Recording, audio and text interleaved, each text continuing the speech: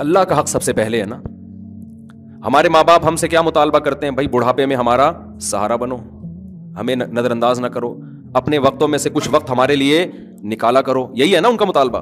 تو اللہ کے بھی کچھ مطالبے ہیں. آپ کہہ سکتے ہو جی میں اللہ کو مانتا ہوں, میں اللہ کا شکر گزار بنتا ہوں. اللہ کہتا ہے کہ زبانی دعووں کو میں قبول نہیں کرتا جب تک اس کے ساتھ عمل بولو. تو عمل میں سب سے پہلے نماز ہے. دیکھو اللہ میاں نے کوئی آرڈر ایسا دیا ہے کہ جب بھی وہ حکم ہماری طرف متوجہ ہو تو اللہ کی طرف سے یاد دہانی کا انتظام ہو. کوئی ایسا آرڈر ہے؟ ہم پہ زکوٰۃ اللہ نے فرض کی, یاد دہانی کا کوئی انتظام کیا اللہ کی طرف سے؟ علماء تو بتا رہے ہوتے ہیں, لیکن کوئی اسپیسیفک کوئی اعلان ہے, اناؤنسمنٹ ہے اللہ کی طرف سے کہ لوگوں زکوٰۃ دینے کا ٹائم آ گیا ہے؟ کوئی اناؤنسمنٹ ہے؟ اللہ میاں نے رمضان کے روزے فرض کیے اور کہا جو روزے نہیں رکھتا وہ میرا شکر گزار نہیں ہے, لیکن کوئی اناؤنسمنٹ ہے اللہ کی طرف سے؟ ہلال کمیٹی کی طرف سے تو اناؤنسمنٹ ہوتی ہے, لیکن اللہ اس کا ذمہ دار نہیں ہے.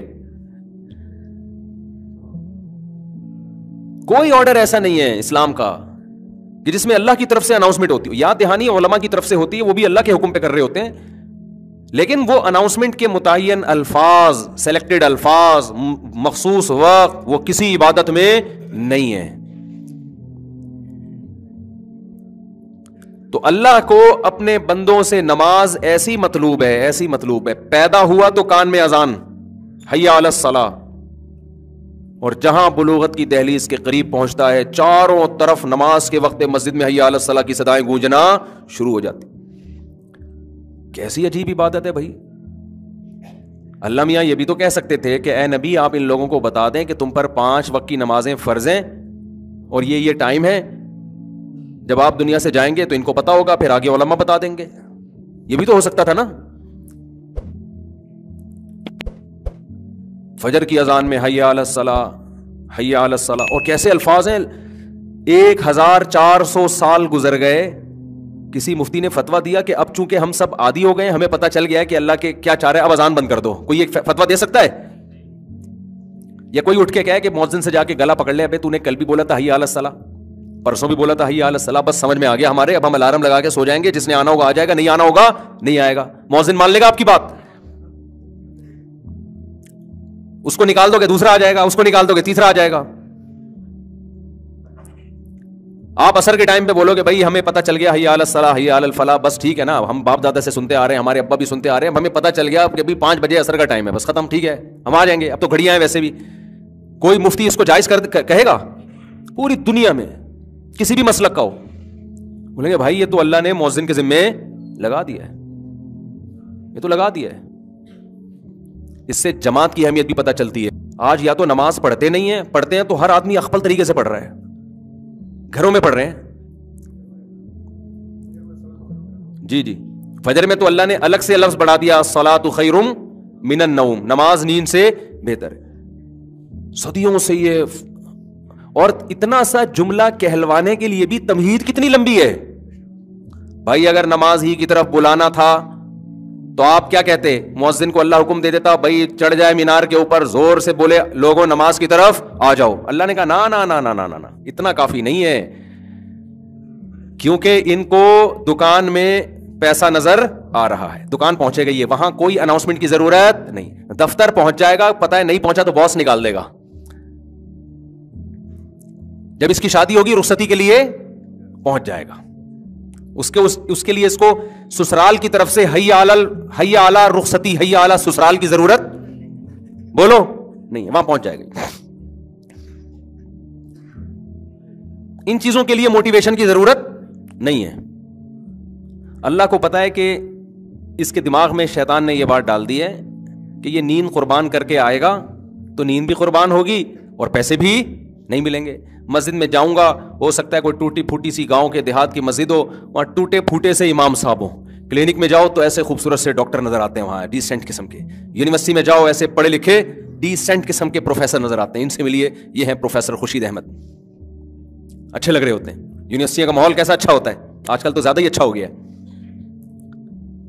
ایئرپورٹ پہ جاؤ, یہ آفیسر صاحب ہیں, یہ فلانے. اسٹیشن پہ نہیں جاؤ, مشورہ دے رہا تھا, لیکن فی الحال وہاں نہیں جاؤ. جب حالات صحیح ہو جائیں گے پھر مثال دوں گا, اسٹیشن پہ جاؤ. ہر جگہ آپ کو ایک اچھا سا, مسجد میں کیا ہوگا, وہی بیچارہ آڑا ترچھا سا غریب سا امام وہ کھڑا ہوا ہوگا. آپ کو یہ کہ یار میں 21ویں گریڈ کا آفیسر ہوں, اس کو اپنا باپ بنا کے آگے کھڑے کروں اور اس کے پیچھے میں ہاتھ باندھ کے کھڑا ہو جاؤں, اور کیا کرے گا یہ, وہی فجر میں چند صورتیں پڑھے گا, پھر رکوع, پھر سجدہ, سلام پھیرو اور گھر چلے جاؤ. تو یہ کیا ہوا ہے, اس میں کیا ہے, کیا ملا مجھے اس سے؟ ظہر کے وقت میں تو بزنس کا ٹائم ہوتا ہے, عصر کے وقت میں تو دکان پہ اور زیادہ رش ہوتا ہے, اس کو بند کر کے مسجد میں جانا. تو اس لیے اللہ نے کیا حکم دیا, مؤذن کو کہا کہ خالی حی علی الصلاۃ سے کام نہیں چلے گا, پہلے ان کو بتاؤ اللہ اکبر, اللہ سب سے بڑا ہے. یہ جو تو نے جس کو بڑا بنا لیا ہے نا, ابھی مرے گا تو پتہ چل جائے گا تھوڑے دنوں میں. تجھے ہم نے بنایا غیظ کے گندے خون سے, ناپاک خون سے, اور بنا کے انسان بنایا, تو کیا سمجھ رہا ہے ایسا ہی بنا رہے گا؟ ابھی مرے گا, کیڑے کھائیں گے دوبارہ جا کے, ویسے ہی ہونے والا ہے جیسا جہاں سے ہم نے اسٹارٹ لیا تھا نا, تھوڑے دنوں میں ویسے ہی ہو جائے گا. تکبر زیب نہیں دیتا.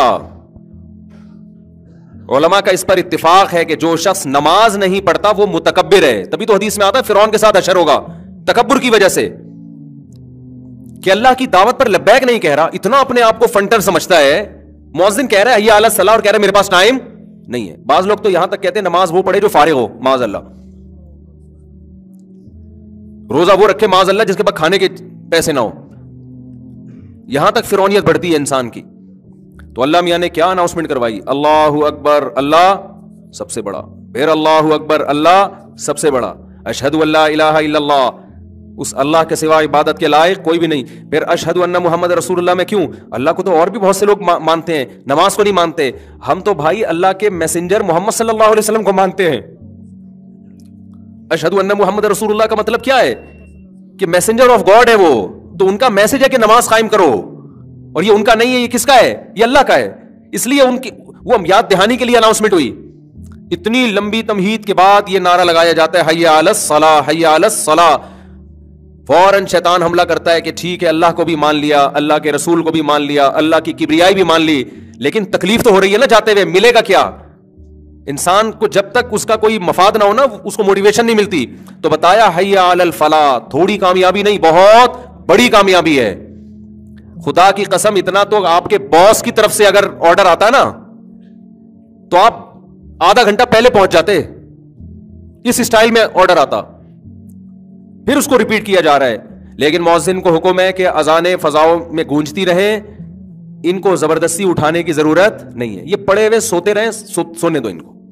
جو کاروبار میں لگا ہوا ہے لگا رہنے دو, جو یونیورسٹیوں میں ایجوکیشن میں لگا ہوا ہے, پڑھائی میں, اس کی نظر میں پڑھائی کی ویلیو ہے نا, کہ ایکچولی ہمارے لیکچر کا ناغا ہوگا اگر ہم نماز پڑھیں گے, ایکچولی کل پیپر کی تیاری بھی کریں, ایکچولی بہت ہے آج کل لوگوں کے پاس.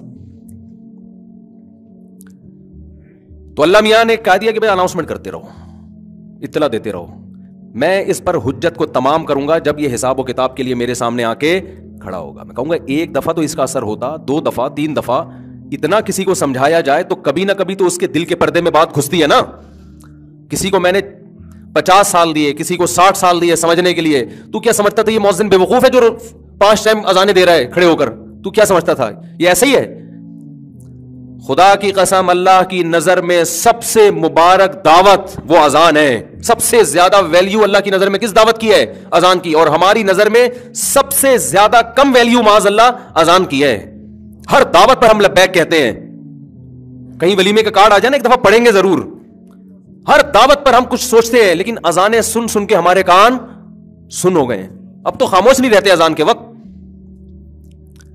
تو جو شکر گزار ہیں, جو یہ مانتے ہیں کہ ہمارے رب نے ہمیں پانی کے قطرے سے بنایا, حیض کے خون سے بنایا, پیدا کرتے ہی ماں کی شکل میں ہمیں اس نے بہترین گفٹ دیا, باپ کی شکل میں بہترین تحفہ دیا, ماں کی چھاتیوں میں اس نے دودھ پیدا کیا ہے, یہ ڈارون کے نظریے کی پیداوار نہیں ہے. پھر ہم بڑے ہوئے, آسمان سے بارشیں برسائیں, زمین سے تناور درخت پیدا کیے, ساری نعمتیں. پھر ہم بالغ ہوئے تو ہمارے لیے اس نے عورت کو پیدا کیا, لتسکنوا الیہا, تاکہ ان دونوں کے نکاح کے ذریعے ملاپ سے سکون ملے, پھر آگے ان کو اولاد کی نعمت ملے. یہ ساری نعمتیں خود بخود نہیں ہیں, یہ کس کی طرف سے انتظام ہے؟ اللہ کی طرف سے. تو میرے بھائی جو یہ مانے گا نا, تو حی علی الصلاۃ پر وہ لازمی لبیک کہے گا. وہ کہے گا کہ میرے رب نے صرف 5 ٹائم مجھ سے حاضری کا مطالبہ کیا, وہ اگر 50 دفعہ بھی مجھ سے حاضری کا مطالبہ کرتا میں 50 دفعہ جاتا, کیونکہ میرا تو کچھ بھی نہیں ہے, سب کس کا دیا ہوا ہے؟ اللہ کا دیا ہوا ہے. وہ تو 50 دفعہ بھی کہتا تو ہم 50 دفعہ آتے. تو اس لیے میرے بھائی سب سے زیادہ ویلیو اللہ کی نظر میں اسلام میں توحید کے بعد کس حکم کی ہے؟ نماز کی. اس میں آپ کے پاس نو کا آپشن نہیں ہے. بازار میں خریداری کے لیے جاؤ, سفر میں جاؤ, اگر نماز چھوڑنے کی کوئی گنجائش ہوتی نا تو میدان جنگ میں سفر میں اللہ اجازت دے دیتا صحابہ کو, وہاں بھی معاف نہیں کی ہے. ذرا سی بات پہ بڑے بڑے نمازیوں کے سفر میں سو رہے پڑے ہوئے ہیں. بھائی کیا یار اب نہیں ہوتی. پھر اپنی طرف سے مسائل سفر میں پڑھو بھائی. اب جو پڑھ رہا ہے جہاں بیٹھا ہوا ہے وہیں بیٹھے بیٹھے پڑھ رہا ہے وہ بھائی فرض نماز کھڑے ہو کے ہوتی ہے, تھوڑی ہمت کر لو. کم ہمتی سب سے زیادہ کھانا کھانے کے لیے فوراً کھڑا ہو جائے گا. کھانا کھانے کے لیے کیا ہوگا؟ کھڑے ہو کے ریسیو کرے گا کھانا. ہر کام میں کھڑے ہوگا. نماز کا جیسی ٹائم آئے ہر آدمی نے اپنے مسئلے بنائے ہوئے جی, سیٹ پہ بیٹھے ہوئے. نفل نماز تو سیٹ پہ بیٹھے ہوئے بھی ہو جاتی ہے, فرض نماز سیٹ پہ بیٹھے ہوئے نہیں ہوتی, کھڑے ہونا پڑے گا. ڈرائیور کو روکو, آپ اس کو بولو بھائی جب واش روم جانا تھا تو روکتا کہ نہیں روکتا؟ تو نماز تو ہماری نظر میں واش روم سے زیادہ اہم ہے. پوری بس میں ایک بمشکل نمازی ہوتا ہے تو اس کی پھر کوئی بھی نہیں سن رہا ہوتا. دیکھ رہے ہوتے ہیں سارے وہاں فلم لگا کے مست ہیں. خدا نہیں دیکھ رہا کہ یار تم یہ کیا ننگے ناچ دیکھ رہے ہو تم. اگر میں چاہوں اس بس کو کھائی میں گرا دوں, میں چاہوں اس بس کا جب ایکسیڈنٹ ہوتا ہے تو کیسے خون کی ندیاں بہ رہی ہوتی ہیں.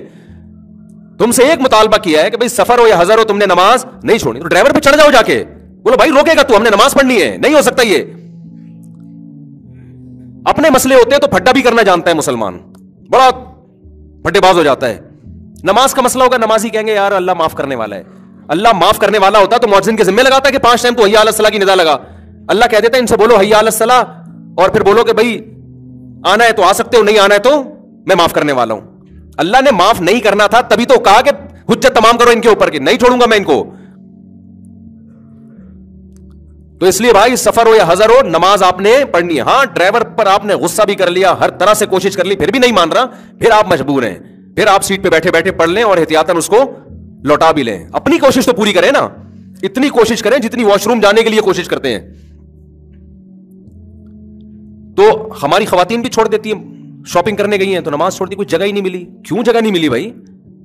جعلت لی الارض کلھا مسجدا, حدیث میں آتا ہے اللہ نے میرے لیے پوری روئے زمین کو سجدہ گاہ بنا دیا ہے. پوری روئے زمین, کہیں موقع ملے ہم نے تو اللہ کا شکر ہے سڑک پہ کھڑے ہو کے نماز پڑھی ہے. سڑک پہ نماز ہو جاتی ہے, میدانوں میں, صرف بیت الخلاء گندگی کی جگہ وہاں نہ پڑھو. پاک ہونا چاہیے بس جگہ کا. اور جگہ کے پاک ہونے کے لیے یہ ضروری نہیں ہے کہ صرف سے 6 دفعہ اس کو دھویا ہو آپ نے. سڑک بھی پاک ہے, مٹی بھی پاک ہے, جب تک ناپاک ہونے کی دلیل نہ ہو شرعاً اس کو پاک سمجھا جائے گا. جتنی بھی جگہ ہے نا یہ سب پاک ہی سمجھی جاتی ہیں جب تک آپ نے خود سے وہاں کوئی گندگی نہ دیکھ لی اپنی آنکھوں سے.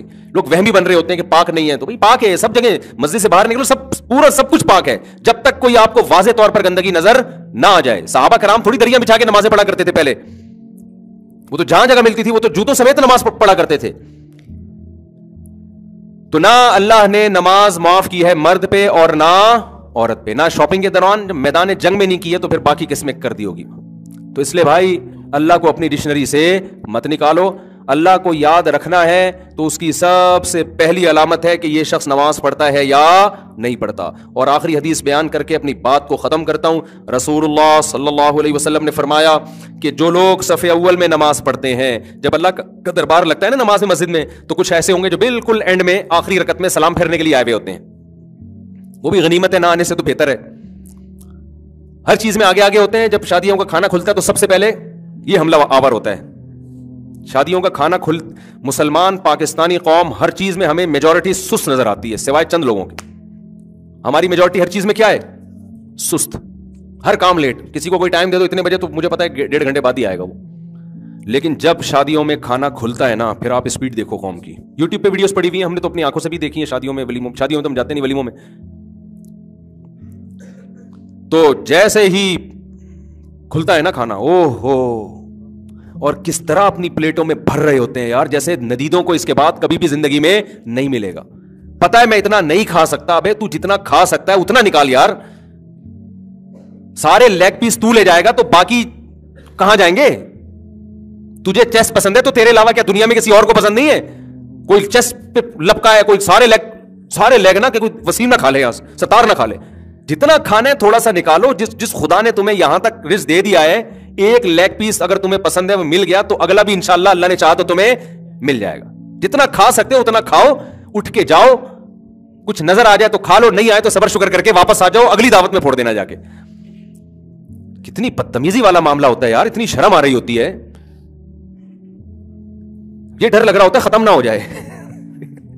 دیکھو عزت کے دھونے والے اس ذلت کے پلیٹوں سے.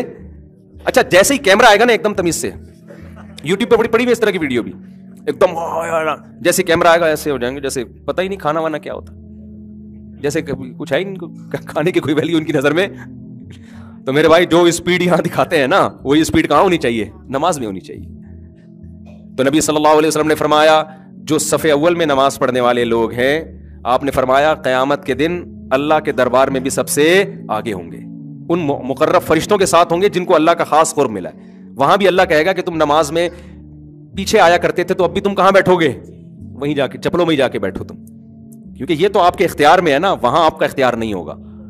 نبی صلی اللہ علیہ وسلم نے فرمایا بہترین صف مردوں کی صف اول ہے اور بدترین صف آخری صف ہے. یہ مطلب نہیں ہے کہ جو آخری میں نہیں آ سکتا تو آنا ہی چھوڑ دے کہ بدترین صف ہے, وہ اس سے بہرحال بہتر ہے جماعت کی نماز چھوڑنے سے. تو اللہ تعالی ہم سب کو نماز کی پابندی کی توفیق عطا فرمائے, اور اپنے اوپر جرمانہ رکھ لو, جس دن جماعت کی نماز چھوڑے سزا دو اپنے آپ کو, ورنہ یہ جماعت کی نماز کی عادت نہیں پڑتی. سبحانک اللہم و بحمدک نشہد ان لا الہ الا انت